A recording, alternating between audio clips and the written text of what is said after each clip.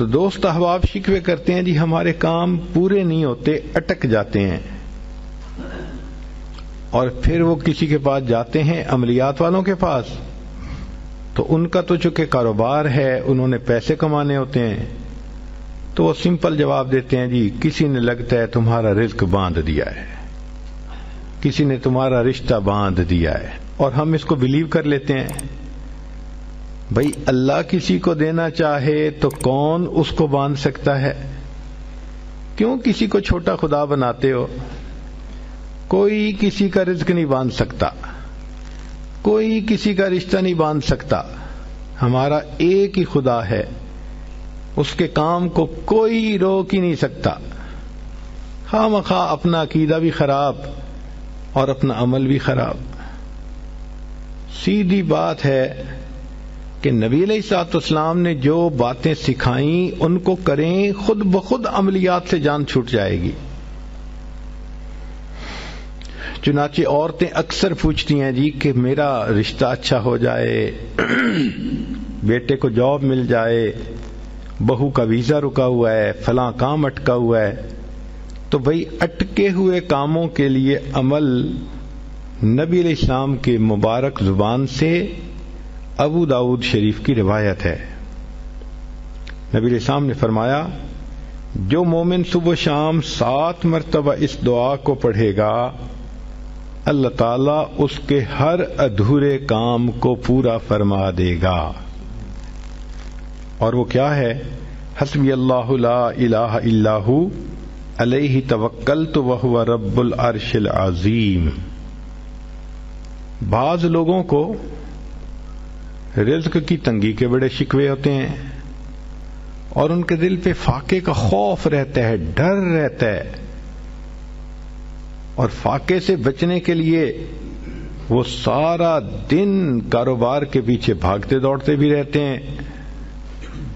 سنیے، ابو نعیم کی روایت ہے، ابن ابی شیبہ نے بھی اس کو لکھا کہ نبی علیہ الصلوۃ والسلام نے ارشاد فرمایا جو شخص اس دعا کو پڑھے گا اللہ اس سے 70 مصیبتیں دور کریں گے جن میں سب سے چھوٹی مصیبت اس کا فاقہ ہوگا۔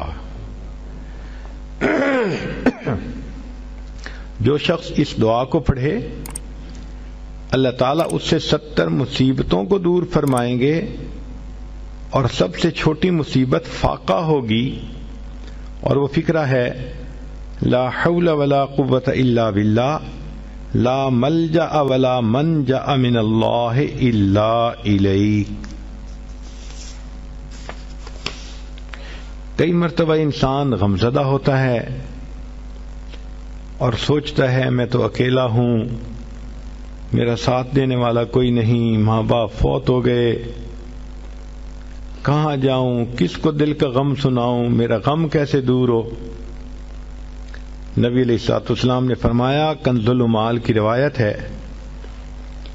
کہ قرآن مجید کی ایک آیت کو 3 مرتبہ یقین کے ساتھ پڑھ لیں، اللہ تعالیٰ غمزدہ دل کو تسلی فرما دیتے ہیں۔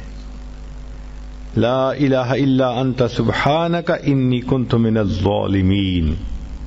کتنی مختصر سی آیت ہے اور اکثر بچیوں کو یاد بھی ہوتی ہے۔ اس آیت کو 3 مرتبہ پڑھنے پر اللہ تعالیٰ انسان کی سیڈنس ختم کر دیتے ہیں، غم ختم کر دیتے ہیں، دل کو خوشی عطا فرما دیتے ہیں۔ کئی لوگوں کو دیکھا کہ بیمار ہوتے ہیں، کبھی ہسپتال کا چکر، کبھی ڈاکٹر کے پیچھے، تو نبی علیہ الصلوۃ والسلام نے ایک حدیث پاک میں فرمایا، اس حدیث کو مسند احمد نے روایت کیا اور طبرانی نے روایت کیا کہ جو شخص فجر کے بعد 3 مرتبہ یہ دعا پڑھ لے اللہ 4 مرضوں سے اس کو نجات عطا فرما دیتے ہیں۔ امید ہے کہ مستورات توجہ سے یہ بات سنیں گی اور اس کی اہمیت کو ذرا سمجھیں گی کہ جو شخص فجر کے بعد 3 مرتبہ یہ آیت پڑھ لے تو اللہ تعالیٰ اس کو 4 بڑے بڑے مرضوں سے بچائیں گے۔ نمبر 1، پاگل پن. اگر کوئی آدمی مینٹلی ان بیلنسڈ ہو، ریٹارڈڈ ہو،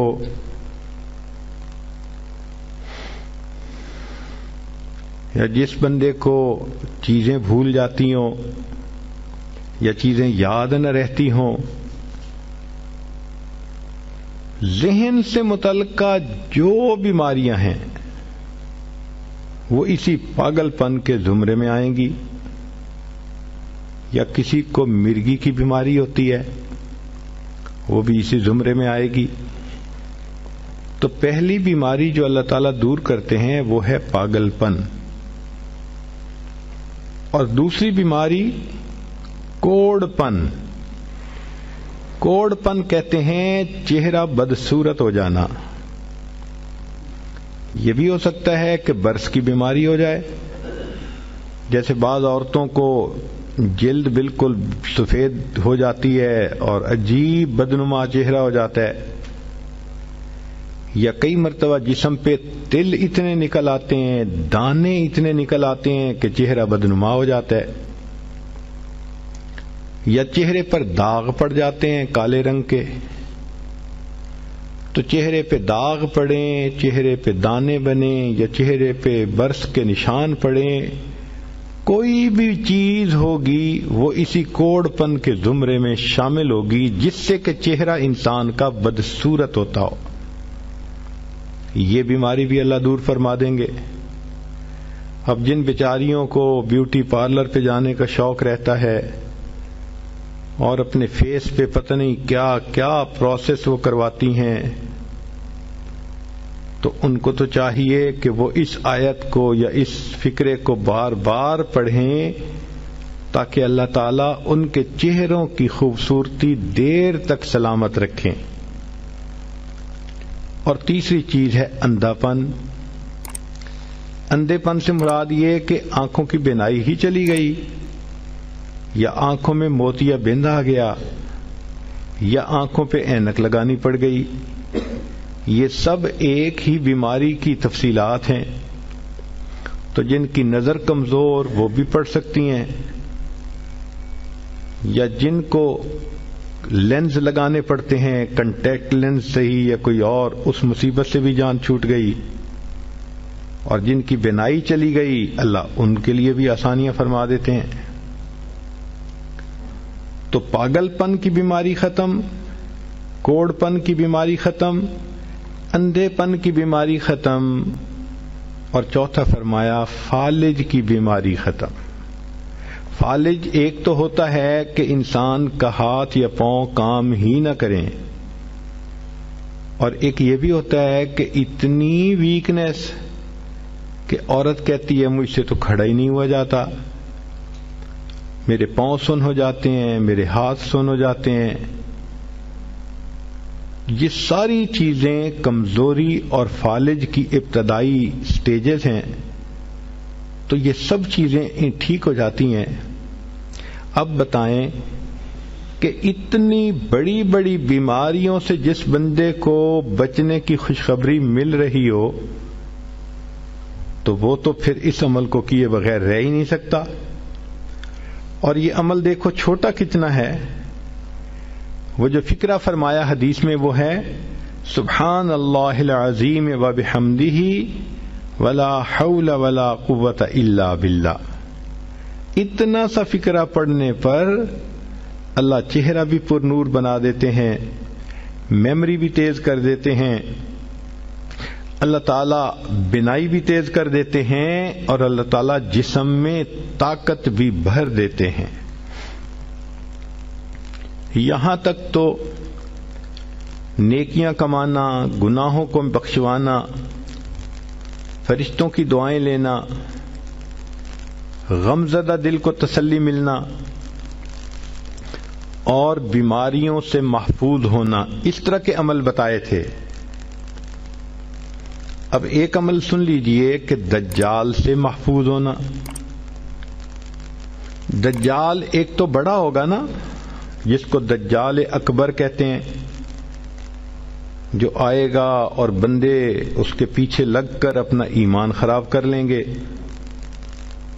جو امام مہدی کے آنے پر اور عیسیٰ علیہ السلام کے آنے پر ظاہر ہوگا، ان کے آنے سے پہلے ظاہر ہوگا، اور عیسیٰ علیہ السلام اس کو لد کے مقام پر قتل کر دیں گے. اس فتنے سے نبی علیہ السلام بچنے کی دعائیں فرماتے تھے، صحابہ بھی بہت ڈرتے تھے اس فتنے سے. تو انسان کا دل چاہتا ہے کہ دجال سے محفوظ ہوں. حدیث پاک میں ہے جو شخص جمعہ کے دن سورہ کہف پڑھے تو جمعہ سے جمعہ تک اس کے گناہ معاف، اور اگر وہ روزانہ پہلی 10 اور آخری 10 آیتیں پڑھ لے اللہ اس کو دجال سے محفوظ فرمائیں گے. تو اس عمل کو کرنے سے ایک تو دجال سے محفوظ ہو گئے، اور دوسری بات اور بھی سن لیجئے کہ دجال دجل سے بنا. دجل کا مطلب ہوتا ہے فریب دینا، دھوکہ دینا. اور بچیوں عورتوں کو انسان کی شکل میں بھی کئی دفعہ دجال مل جاتے ہیں. وہ ان کی عزتیں لوٹتے ہیں، بہانے بنا بنا کے دھوکے دیتے ہیں، ان کو بیٹرے کرتے ہیں. تو اس عمل کے کرنے سے عورت بچی ایسے دجالوں سے بھی محفوظ رہے گی.